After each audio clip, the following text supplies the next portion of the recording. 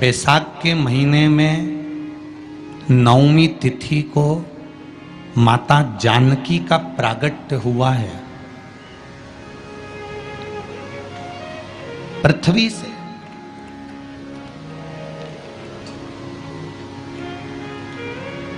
कभी एक विचार करिएगा कि नरसिंह अवतार बैसाख के महीने में हुआ, कुर्मा अवतार बैसाख के महीने में हुआ, हयग्रीव अवतार बैसाख के महीने में हुआ, परशुराम अवतार बैसाख के महीने में हुआ, माता जानकी का अवतार बैसाख के महीने में हुआ। आखिर बैसाख के महीने में, माधव महीने में इतनी महत्वता क्यों?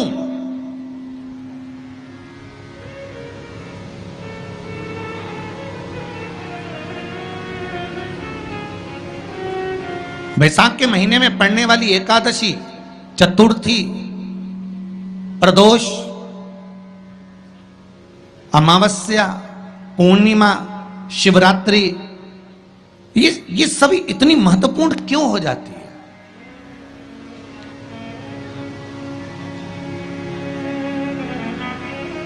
इसकी महत्वता इतनी प्रबल क्यों हो जाती है? किस लिए?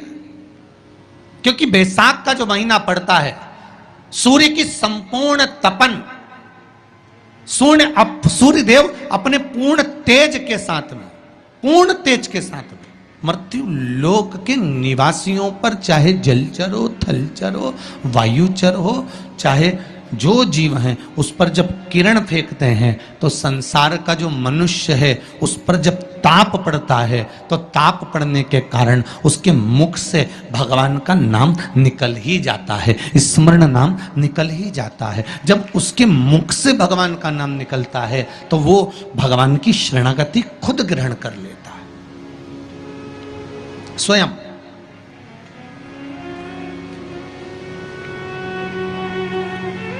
शरणागति ग्रहण कर लेना। बैसाख की पोथी पढ़ते हो आप लोग? आप में से अगर कोई पढ़ता हो बैसाख महीने की पोथी, तो उसमें एक वर्णन आता है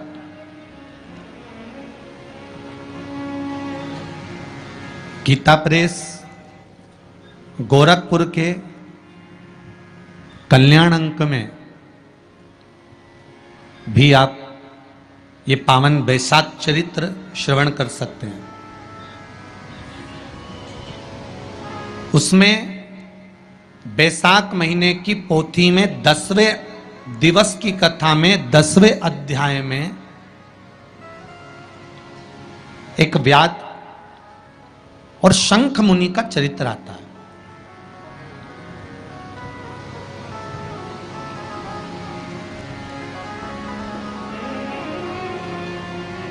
शंख मुनि एक बार निकलकर भगवान शंकर के मंदिर में जल समर्पित करने के लिए जा रहे थे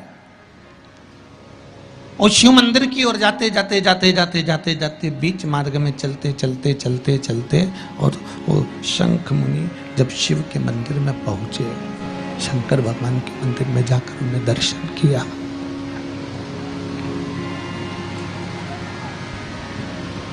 जल का पात्र उठाया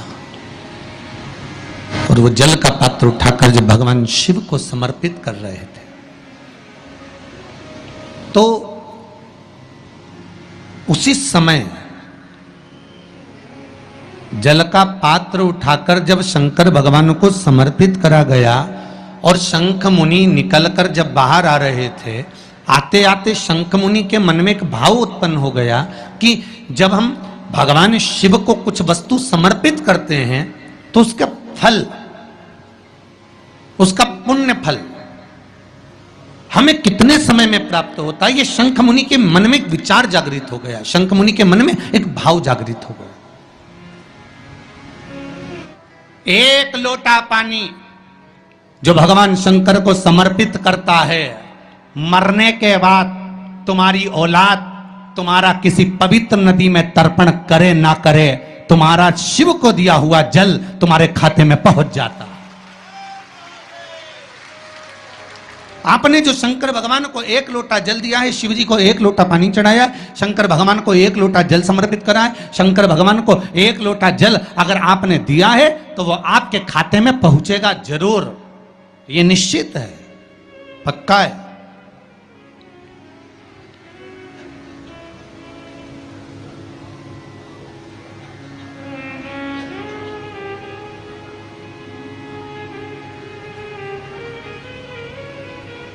और शिव भक्ति के अनुसार, शंकर भगवान के अनुमोदन के अनुसार,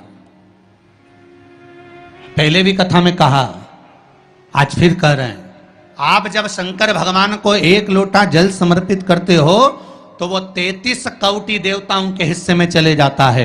1 भाग पितरों के हिस्से में चले जाता है, 1 भाग आहूतों के हिस्से में चले जाता है, 1 भाग वाचुकों के हिस्से में चले जाता है। आपने जो भगवान को दिया वो धीरे धीरे धीरे धीरे धीरे धीरे धीरे बढ़ता चले जाता है, भगवान के धामों में पहुंचता चले जाता है। जिन जिनको आपने नहीं भी दिया, शंकर भगवान पे चढ़ा हुआ जल उन तक भी पहुंच जाता है। ये केवल आपकी निर्मल और आनंदित भक्ति के बल पर पहुंचता है, भक्ति के बल। भगवान ब्रह्मा और भगवान विष्णु ने जो मंथन किया, उस मंथन में जो शिवलिंग निकला और ब्रह्मा जी के मुख से निकल गया कि ये शिवलिंग जो निकला है इसके चरण कहाँ हैं, इसका शीश कहाँ है, जरा पता करा जाए। और ब्रह्मा स्वयं भगवान शंकर का सिर देखने के लिए जा रहे हैं और भगवान विष्णु मृत्यु लोक में नीचे तलातल में, रसातल में, पताल में भगवान शंकर का चरण ढूंढने के लिए जा रहे हैं, भगवान शिव का चरण।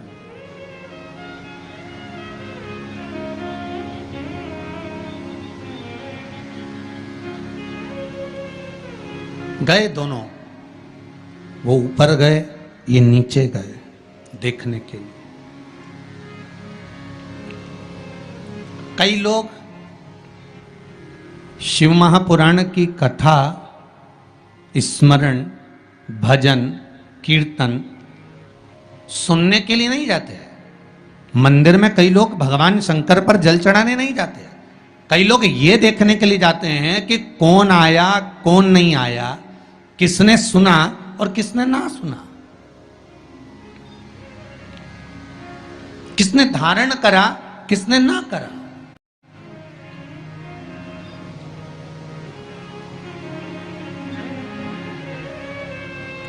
अब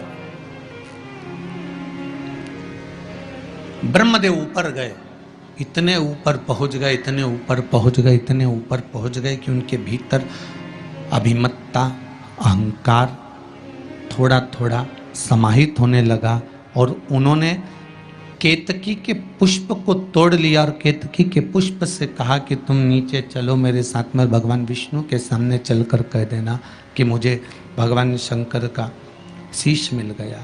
केतकी के फूल ने कहा कि यदि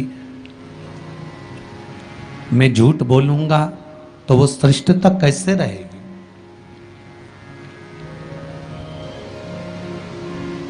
मेरे झूठ बोलने की श्रेष्ठता कैसे होगी। कौन मानेगा मेरी बात को। सामने से गौ माता निकल कर जा रही थी, गाय से कह दिया तुम चलकर कह दो कि तुम चलकर कहो